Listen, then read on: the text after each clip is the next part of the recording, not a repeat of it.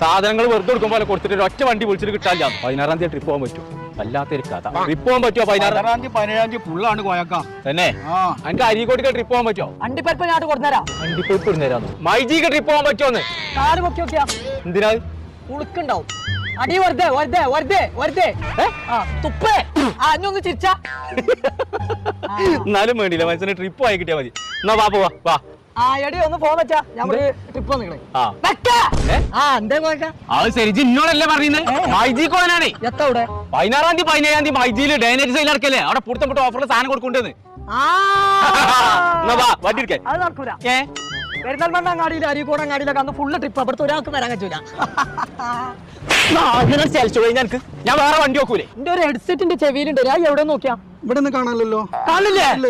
Hello hello ഒന്ന് അവിടെ നിങ്ങളെ കയ്യിൽ എന്റെ ഹെഡ്സെറ്റ് ഉണ്ടോ? എന്റെ ചെവിയിൽ കാണില്ല. ആകെ പള്ളിക്ക് ഇറങ്ങിയിട്ടുണ്ടാവും.